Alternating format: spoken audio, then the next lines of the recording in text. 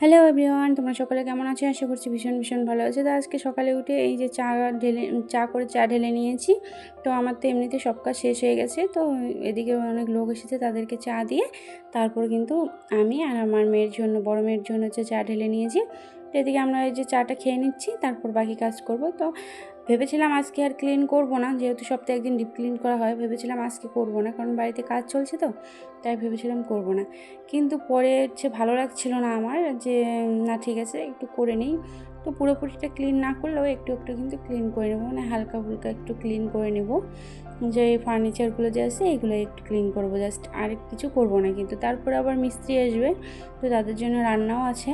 তো আগে ভাবলাম সকাল সকাল এগুলো কাজ করে নিই, তারপরে হচ্ছে মিস্ত্রি আসলে রান্না করব। মানে এই জন্য সকাল সকালে এগুলো করা হচ্ছে। এদিকে তো মেয়ে ঘুমিয়ে গেছে, তাই আবার হচ্ছে একটু মানে সময় পেয়েছি করার জন্য। মেয়ে জেগে থাকলে তো এইসব কাজ আমার হয়ে ওঠে না, তাই ওকে ঘুমিয়েই এগুলো করতে হচ্ছে আমার। তো মেয়ের শরীরও ভালো না, মেয়ের হচ্ছে অসুস্থতার মধ্যে আছে। তো ওকে নিয়ে ডক্টরের কাছে যাব।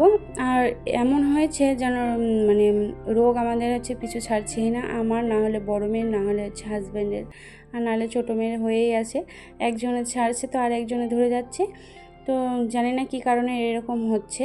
তো যাই হোক, আজকে ডক্টরের কাছে যাওয়া হবে, তাই সকাল সকাল আবার কাজগুলো করে নিচ্ছি। এদিকে হচ্ছে বাবার কয়েকটা জামা কাপড় আর হচ্ছে বেড কাভার, এগুলো তো কেচে দিয়েছি। দিয়ে তারপরে মেয়ের, আমার, ছোটো মেয়ের সবগুলোই কিন্তু কেচে দিয়ে আমি ছাদে চলে এসেছি। তারপরে যে সন্ধ্যাবেলা আমরা রেডি হয়ে গেছি, মানে যাব ডক্টরের কাছে।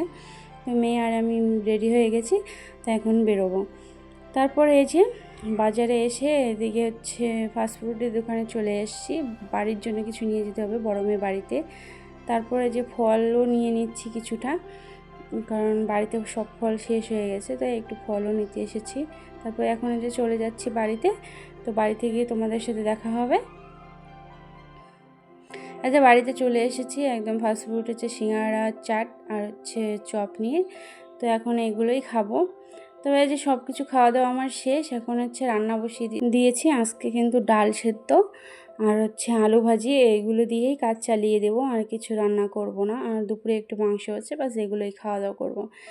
তো আজকে ব্লগটা এখানেই শেষ করছি। তোমাদের যদি ভালো লাগে লাইক কমেন্ট করে সাবস্ক্রাইব করে পাশে থেকো। Bye bye.